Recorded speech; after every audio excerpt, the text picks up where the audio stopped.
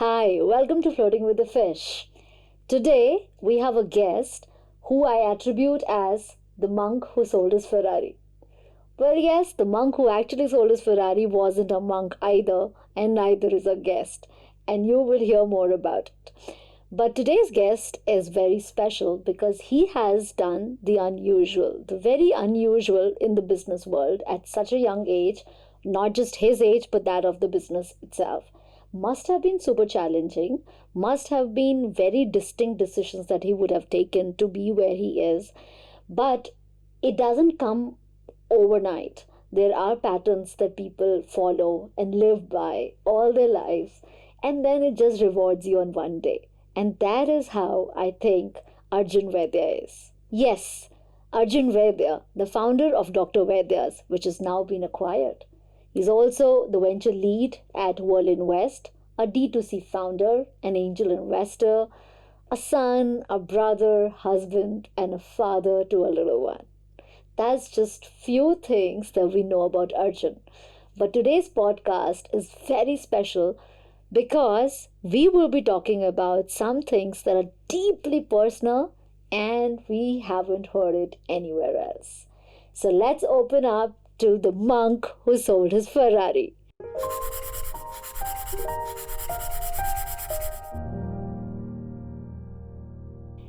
Hi Arjun, welcome. That's the first time I've heard that one. Yeah, but what do you think? What do you think for that to be connected with yours?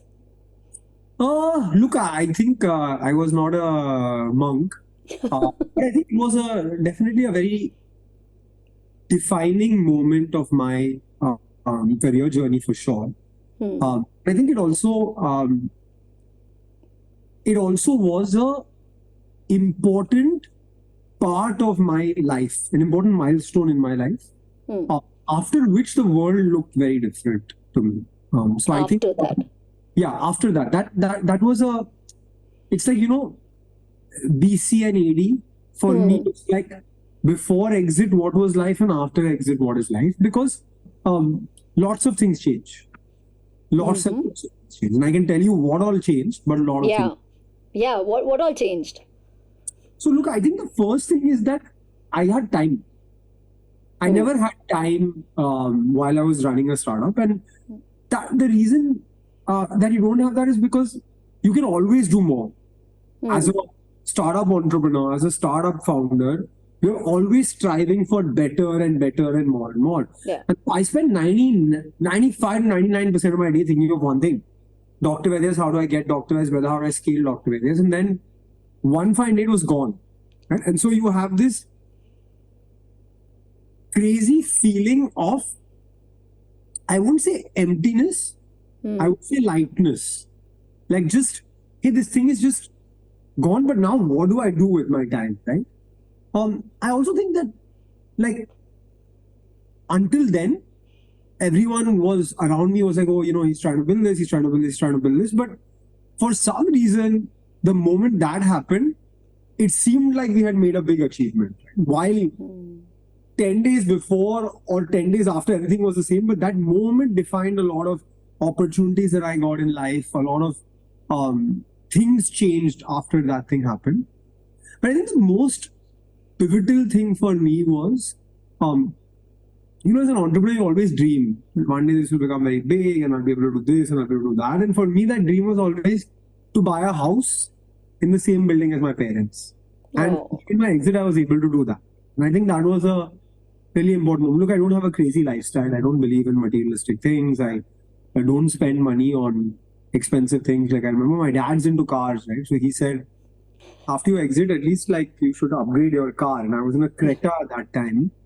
And that also he had forced me to buy. I wanted to buy a Maruti Ciaz. He forced me to buy a Creta, saying you're a business owner now. At least have some decent car. And then he said, let me take you to a few car showrooms. And I never bought a car in my life. But Creta was the only car I bought before that. And then I actually didn't even realize what cars cost. Like, cars are really expensive. And I told him, the delta between this Creta and the car you're talking about is 10 startup investments. It's a much better use of my money. So I'm not interested in all of this. I don't have a crazy lifestyle. I don't really care for materialistic things so much, to be honest. Other than my sports equipment. Okay. Other than that, My running shoes, my football shoes, my squash racket are top of the line. But other than that, I don't have so many materialistic requirements. So for me, that was one thing I wanted always, and I was fortunate to be able to get that at a very early age. Right? It's not. I I feel very grateful that I was able to experience this all in 5 years and also be able to do this before the age of 30. So I think that was a nice. I know. I mean, that's as much as spoken about that, it's still very little. That is absolutely. I don't know if somebody is doing a case study on you or not, but somebody should for sure because. No, I'm writing a book, Sonia. I'm not ready Good. to do a case study. Good, perfect. So it's the best to do it from the horse's mouth. Of course, it's best that you write it. So as you know, the title of the podcast is "Flirting with the Fish." The reason that we call it this is because the podcast is all about the mad people, really the people who care to dream. The first thing that I really am curious about, if that's okay with you, is to know three words that you can describe yourself in. Yeah, I would say energetic, enthusiastic, and passionate. Energetic, enthusiastic, and passionate. Perfect. And where all in your life does this reflect most beautifully? Actually, everywhere. I am what I am at work, as I am at home, as I am with family, as I am with friends. You'll always, I don't drink tea or coffee, but I always have the energy like I'm having like 4 or 5 coffees. I care about certain things, and what I care about, I do with utmost enthusiasm and passion. I'm not half-hearted with anything, whether it's a conversation with a founder or a game of squash or a conversation with a friend or a meal with family. I'm there. If I'm there, I'm there. And what if somebody really dear to you, somebody that matters to you, is asking you for something that you don't really care for, like you don't really are not really interested in? What would you do? See, I have to do it, right? If someone is important to me and they ask me to do something, I'll make it. And if somebody is important and you can't do that thing, what will you do? Try to make it up. I'll try to make it up. That's beautiful. The thought is very beautiful. The thought that, yes, I must make up for that. Amazing. What are your strengths and your weaknesses? Not the ones that people have told you, but your version. Yeah, I would say I'll talk about weaknesses first. I studied economics and politics in college. And I graduated from an Ivy League school with honors and the highest level of honors at Brown. Never read a book in my life. Never Really? read a book in my life. Can't read a book. Not a single book. I think the only book I read was Charlie and the Chocolate Factory in the 3rd grade. Weeks and weeks. I can't read for more than 15-20 minutes at a time. I can't concentrate. But you can read like on the screen for hours? On the screen, not for hours. I keep breaking it. I keep moving into different things. So I can read articles, but I can watch documentaries, I can listen to podcasts, I can watch YouTube videos. So I learn through watching and listening. I can't Watching, not reading. The fact that you've articulated all of them and you're so aware of them is brilliant. What about the strengths? I would say since I've grown up, I realized that I was not a very talented person in the sense that nothing came easy to me. That meant the highest degree of hard work and consistency. That's the only thing I can make up, right? Like if you're doing something, you will do it in 3 hours and you will complete it. Yeah. I'll do 9 hours and I'll complete, but I'll put in the 9 hours before you put in the 3 hours. My biggest advantage would be hard work and consistency more than anybody else. I think I'm just a pretty easygoing person. So I'm okay to speak to anyone, have a conversation with anyone. I like meeting people. Yeah. That's helped me a lot in life, build good relationships. And all of this takes time. Hardworking, being at practice all the time, building relationships is all something that most of us really want to, but time is a story. The other thing, Sonia, when I was in school, I used to play squash. And I was never great at squash. Then, like, just imagine, like, a guy who shows up every day for practice, because that's what I did.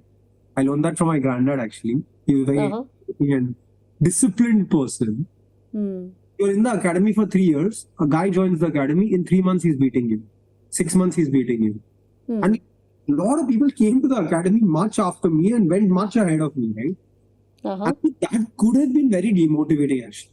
Sure. Very demotivating. Like, I have a hand-eye coordination problem as well, and all of those things, right? So, for example, in cricket, I love cricket. I can't bat. I was a captain of school cricket, but I batted at 11 because I have a hand-eye coordination problem. I can't get the ball like everybody else. It just doesn't happen automatically, right? So I had to work so much harder. While everybody was batting, I was bowling. But I learned that early in life, and so I became okay with it. Actually, I don't feel bad about it. Like you became okay with not being able to do it. Yeah, it's fine. Yeah, it's just one of the things that doesn't happen. No, and I can't do it, but that's fine. I'll find another way to figure it out. And you're really okay with it? Yeah, I'm fine. I mean, I've lived all my life like that, right? I studied politics without reading a single book. We took history, sociology, anthropology, international politics classes, political science classes. I had to find my way around it.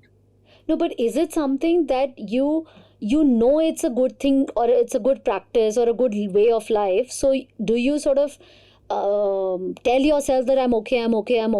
Or are you like really okay? Like, in the sense that, look, there are certain things that you can't control. So if I'm not born with the same talent that Sachin Tendulkar is born with in cricket, I have it in something else, right, in life. I'm Right. I enjoy playing cricket, and I recreationally play cricket, and I play my building cricket league as well, but I'm never going to be good, right? Like, so I'll enjoy playing it recreationally, and that's it. So your context to that is your enjoyment. You're there for the enjoyment and I will never miss football. Next weekend, my family is going for 2 movies, Barbie and Oppenheimer, and they're pretty good movies actually. But 8 p.m. on Sunday is football, and that's not changing. It's just not. I need it. I have to do it. Flirting with a fish. How's it going?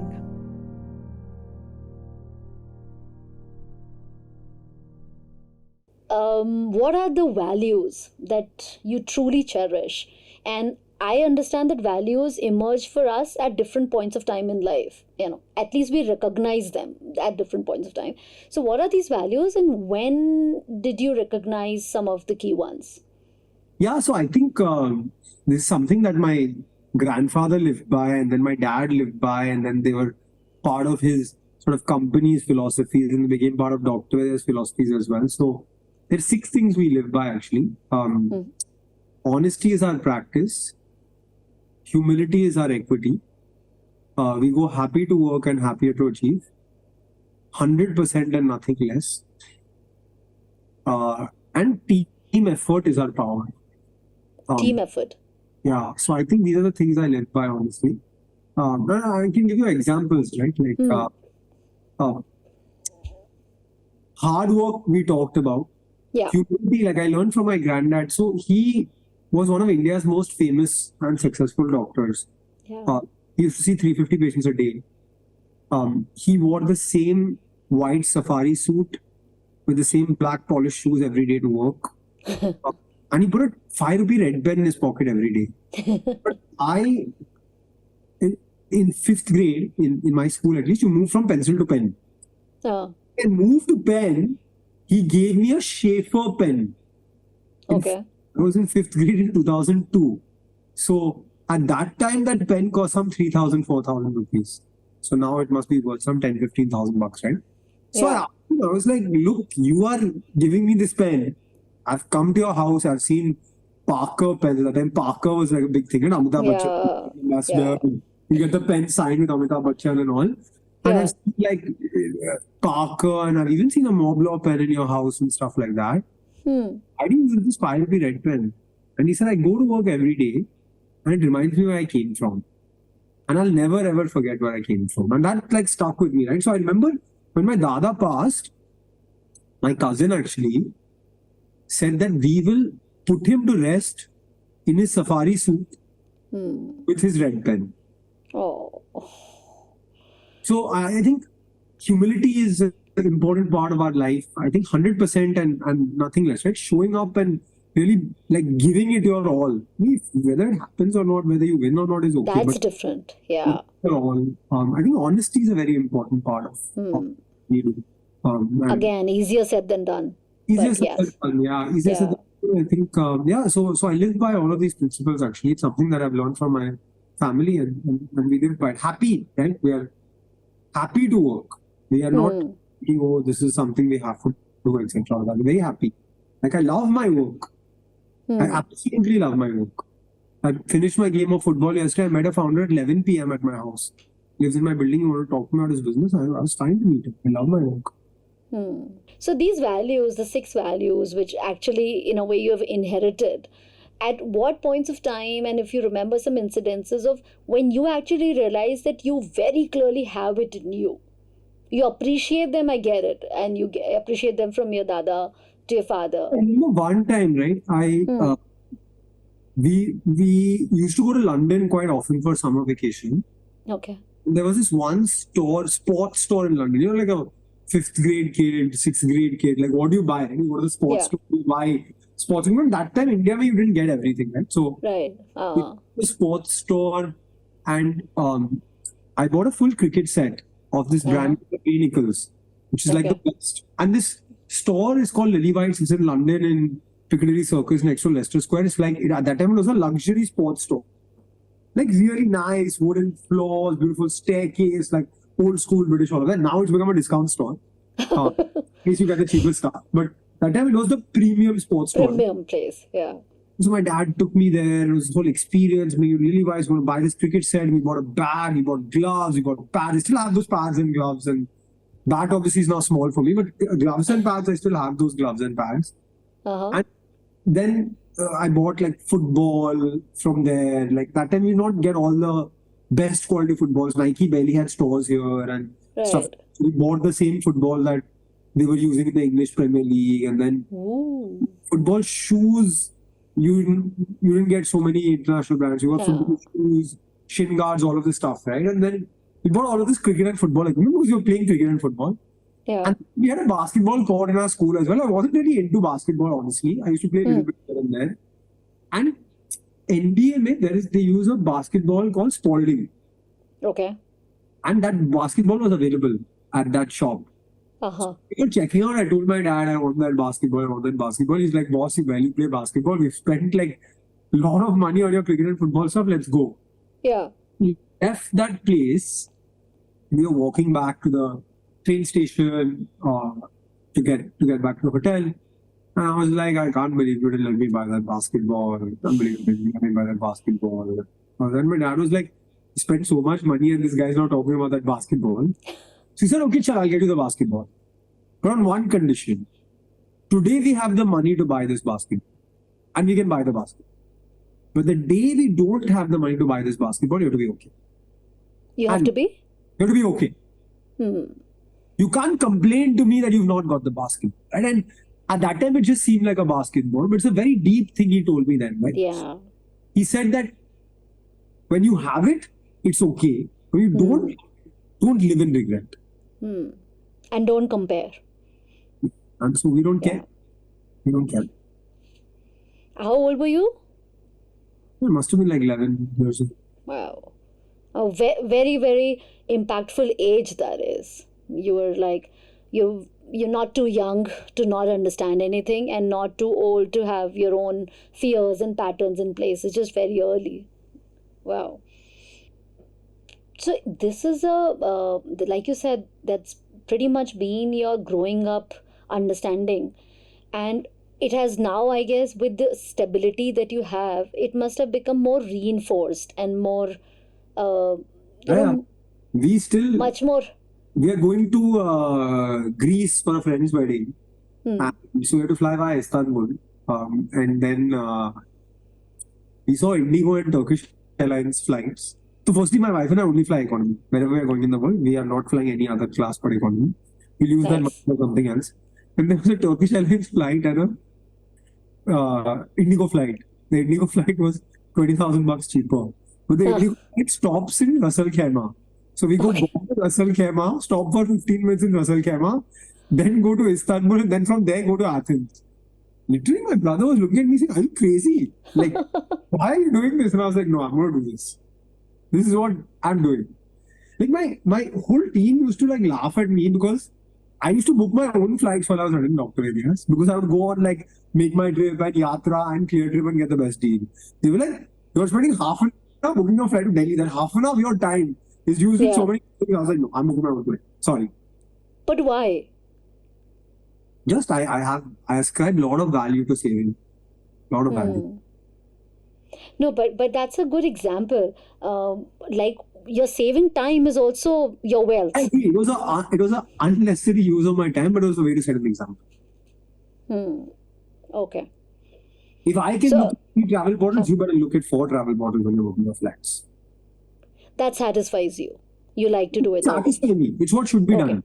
If Okay. I am looking at 3 travel portals as the CEO and founder of the company Yeah. before booking my flight, I expect the same or more from my team. Save money on the company. Fair. So you come from a point of walking the talk, Absolutely. When right? So COVID hit, I was the first person back in the warehouse packing orders. My wife, me, my brother, who wasn't even involved in the business, he's involved in our family business. Him, one staff of ours from home, and then 2 or 3 of our customer service folks. First in the warehouse. 10 days after lockdown happened, we were given an essential pass. At that time, you can imagine in March 20, April 20, first week of April 20, people were scared, yeah, frightened of COVID. We were of like, course. "Oh, our orders have surged, our customers need medicine. We are going in the warehouse and packing orders." I drive the car myself, go to the warehouse, pack the orders, come back at 5 o'clock before curfew. Whatever needed to be done had to be done. Yeah. But Arjun, walking the talk is such a, I mean, almost a must for a leader. You know, for any leader, if you don't walk your talk, if you say something else and you do something else, you expect something else, but while you don't demonstrate, it definitely doesn't create value in the long term or the short term. People will feel discouraged with that action. So is that when you do these actions, you're of course inspiring people, and you're sort of going with the intention to inspire and to walk the talk. Has it ever been pointed at you that, dude, you can do it, but it's not for us? Yeah, absolutely. Lots of Okay. time. In my Lots of wife times? sometimes. I have too much energy. I don't have the kind of energy. You can travel so much. I can't travel so much. You can work 15-hour days forever. I can't do that. Okay? And that's okay. This is me, and I expect certain things from people in terms of values, but I don't expect people to work as hard as I do. Right. I have a work ethic that many people don't have, and that's fine. But as long as you're doing Beautiful. what you need to, I'm okay. I don't expect anyone to be like me. That was Sachin Right. Tendulkar's downfall as a captain of India, right? Like, while he was such a great player, he couldn't be captain or successful captain because he expected his level of play from every player, and it couldn't happen. I see. So what you're saying is that while you walk the talk and while you have sort of set up challenges for yourself, which is a way of life for you, and you, in a way, at the back of your mind, you also try and do it so that other people can also take up whatever they can from it, because you deeply understand that it's a good practice, it is a good thing to do. But then if other people, anybody for that matter, is not able to pull out as much as you would want them to, it doesn't hurt you. You don't hold a grudge for that. Correct. You understand and you're fine with that. Correct. Awesome, man. Give me a job. I want to work under you and see how it is. Flirting with a fish. How's it going? On that note, Arjun, what are the things that you have been chasing and flirting with? Actually, I view life slightly differently to most people. I view the world in 6-month sprints. I view life in 6-month sprints. So if you ask me, where do I see myself in 5 years, I don't know and I don't care. Because 5 years ago, I never thought I'd be sitting here having this conversation with you. And anybody would be interested in anything I had to say. I have no idea. So Yeah.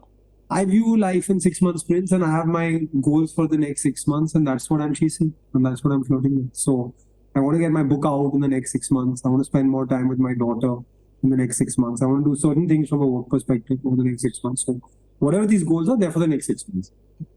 That's very new. That's something I've not heard from very few lot of people.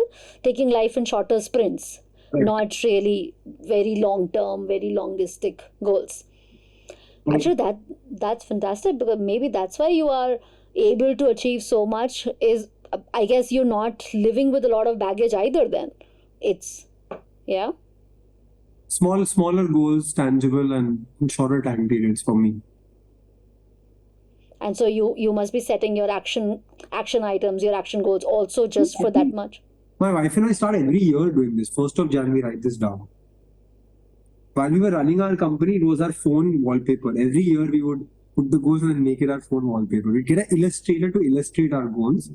Wow. Phone wallpaper. But like most people say, the 31st December goals and the 1st January goals do not stay, because those are the days when After 6 months. you do what? Check in after 6 months. Check in after 6 months. But I guess, I mean, you are obviously saying this very simply, but of course the secret lies in the actions that you take for those. It's not just a mere list, but the action plan that will be detailed and realistic and optimistic. Right? Okay. And what are the things that never matter to you? Like, it matters to, you know that it really matters to people, but it doesn't matter to you at all. Yeah, look, I would say that I don't really care so much for materialistic possessions. Not so excited by so many materialistic possessions. And second thing is I don't really care for so much what other people think about me. Like, now when you have done something and you've achieved something and stuff, obviously a lot of people have great things to say about me, but a lot of people have bad things to say about me as well, right? So I had a rumor once that someone was talking, like, I sold my company because my dad needed money. So I sold the company so my dad needed money. And there's a person I knew very closely, actually. I didn't care. Actually, it didn't matter to me at all. So I think that way I'm able to detach very easily. The Wow. bad news is that if you are someone I'm close to and you do something that's hurtful, maybe I'll detach. So it's not such a good thing. I'm not so affected by these kind of things. That's your survival mechanism. I don't know what it is, but it's just how I am. I don't get so affected by these things. Yes, if it comes from family, it matters a lot. It does. And then what happens to the relationship? Let's say, for example, in this case with this person. I don't take it so seriously as well. So if the person comes back and wants to mend the relationship, I'm okay. If they don't, also I'm okay. Right. Sure. So something happened, and it you just measure it at that moment, do what needs to be done, and then don't stretch it too far. Absolutely. Beautiful. I think you should write a book about all things easier said than done. So when you have to make choices, and let's talk about the complex choices, the bigger choices, not the easier ones of eating idli or dosa today, but the bigger ones. What are those checklists that you follow? What are your parameters for a choice? I'm very rational as a thinker when it comes to big choices. So we always weigh pros and cons. Both my wife and I, before we make a decision. Impulse-based big decisions don't happen. So I'll give you an example, right? Like, right now we're choosing school for our daughter, for the earliest school, which is parent toddler, right? Yeah. Friend has a really nice school, but in the morning it's about 30 minutes from our house, but in the afternoon to come back, it's like 45 minutes. My daughter's 6 months old. She'll start going there when she's 9 months. So I really wanted to send my daughter to the school because it's a fantastic school. But then I went and visited a school closer by and it wasn't as good, but I knew there was the right decision for my daughter. So we sat down, we thought about the pros and cons, and then she chose the school closer by. Even though impulse would have said go to my friend's school because it's a fantastic school and my friend owns it and she's a very close friend, so my daughter will get special treatment there and all of that. But the distance and the time is the logical thing to think of. She's too tiny. Unfortunately, I'm still unhappy about it, but we've paid up and we've taken that decision. That's how it is. So logic. Always try to get to the logic to make a choice. Correct. Yeah. Let's talk about the culture of jugaad that you've talked about earlier. That as a country we have a culture of jugaad, right? What are those very jugaadu things that you have done? You're an innovator, you're a thinker, you're an observer.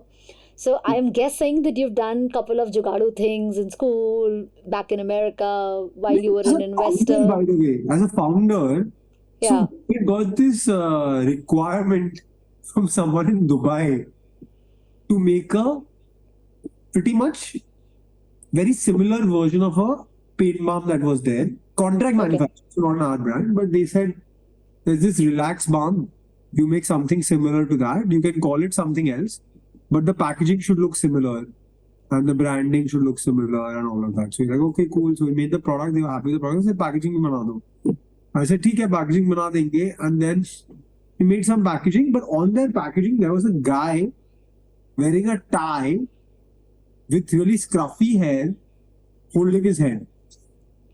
Now I couldn't find a stock image that looked like. They said, I want that image only. तो आप model रख के करवा दो और figure out कर लो. तो I said, ठीक है, आप कितना ऑर्डर दे रहे हो? Sir, I can't tell you. You show me the packaging first. Abhi, I'm not spending 10-15,000 rupees to get a model to do just one pose, right? Yeah. So I put the head of R&D who was working with me on this. You have scruffy hair. You put on a white shirt, tie. We will take a photo of you in office and put it on the packaging. And we did it. And we got the order also.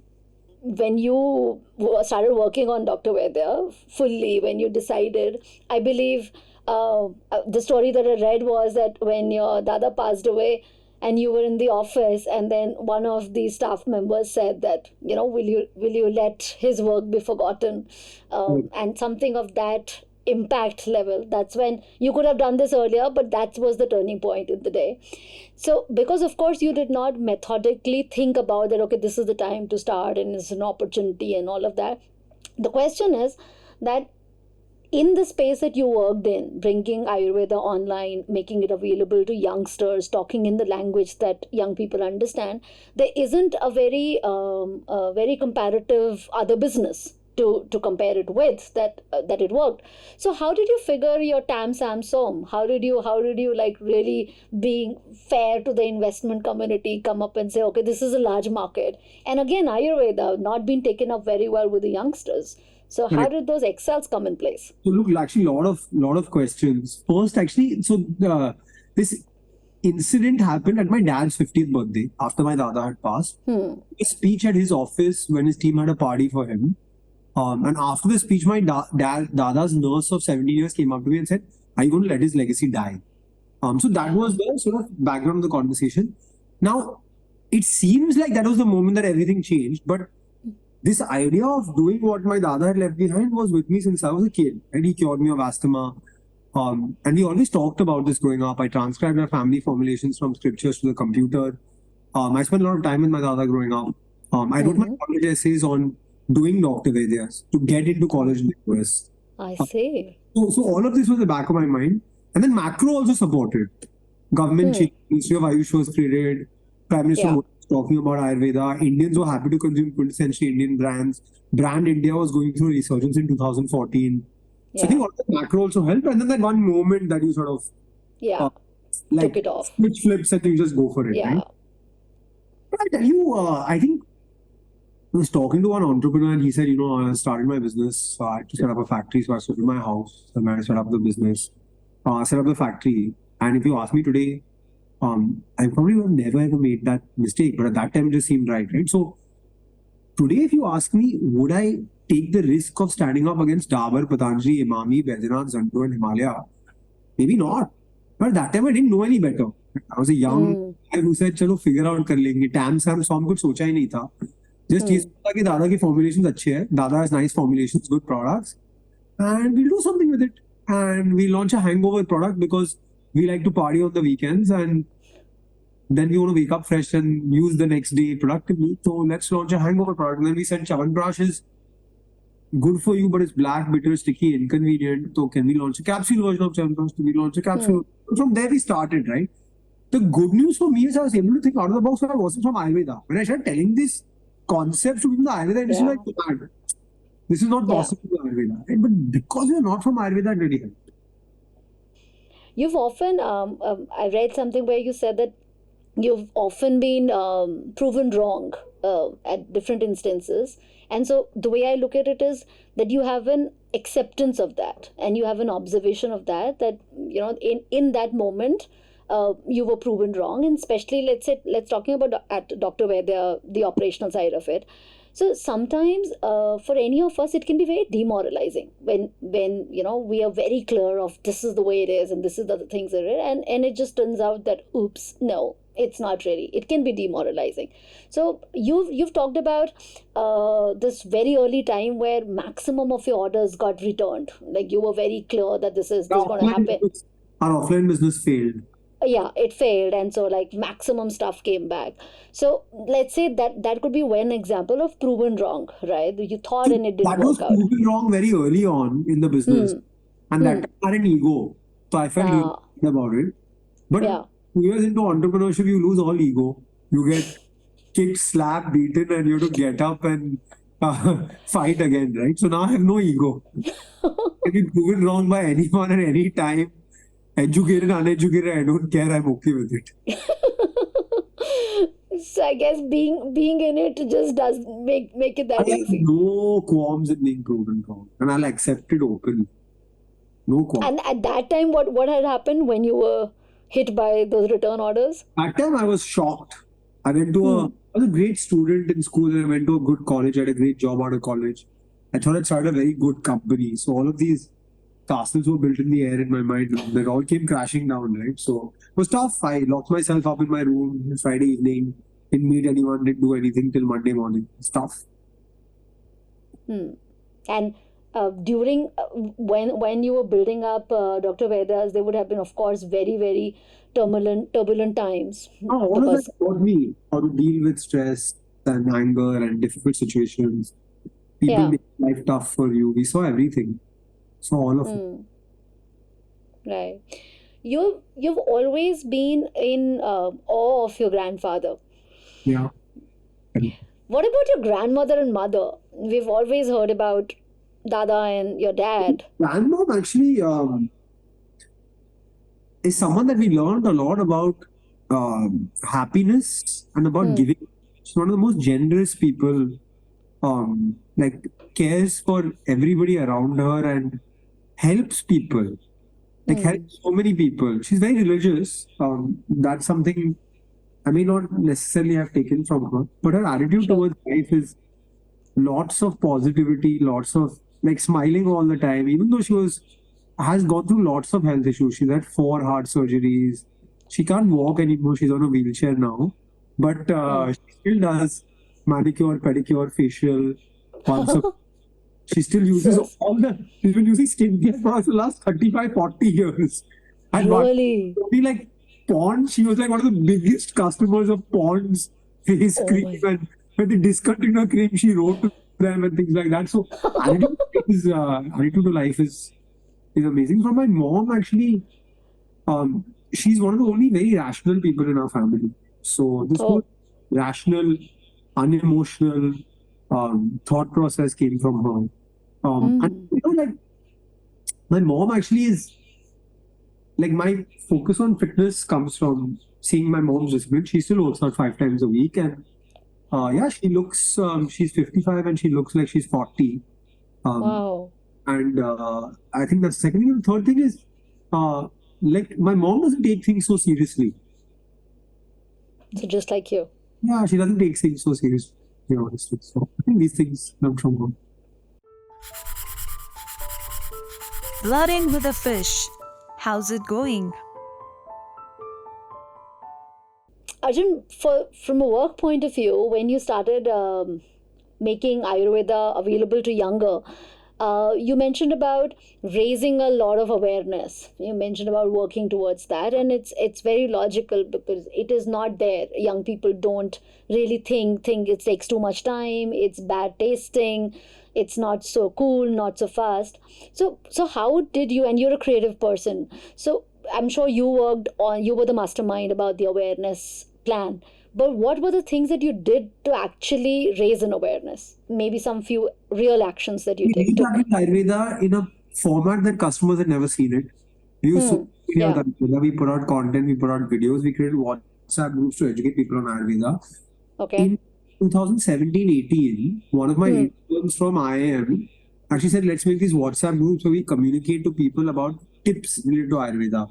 That Okay. led to 100 WhatsApp groups of 250 people who got a tip every day between 7 and 9 p.m. on the benefits of Ayurveda. 25,000 people on a daily basis saw my logo. That was pre-content, community, all of those things. So we did a bunch of novel things actually to make it appealing to modern consumers. And then when you were on these calls, knowing that the audience is far younger and not really knowing that you will come up with these products as such, not in the streamline, how did you make sure that you made sense to them and not sounded like a salesman? Talk to them. Pick up customer service calls myself. Understand their problems, their difficulties, their issues. I think that's the only way to do it as a founder. The So founder during those calls, your agenda was to know was the them. customer service executive. I was not Arjun Vaidya, founder of Dr. Vaidya's. I was answering the Dr. Vaidya's customer care phone every Sunday. My wife and I used to take the phone home and answer the calls. So the last question for you, Arjun, since this would be probably the first podcast or the conversation where you've had been drilled over so many things up close and personal, honestly, what was your experience? I really enjoyed it actually. I answered a lot of things that I've never talked about publicly. And it was more about me than it was about Dr. Vaidya's, which I've answered on hundreds of platforms. I had a great time. I enjoyed it. Great, awesome. And I don't know how it sounds, but Arjun, I really mean it. It was absolutely an honor that you cared to share so much. You could have just said no, but you didn't. And what was beautiful is that you were so approachable. Like you said, you're so approachable. We didn't know each other till probably like 2 weeks back, but you agreed. So it really made a difference to the kind of work that I am doing. There are 100 no's in a day, and then there's a one yes, and that changes the perspective towards life, and that's what happened. I know what you're saying, and thank you so much for hosting me and having this conversation. It's been a pleasure. Thank you.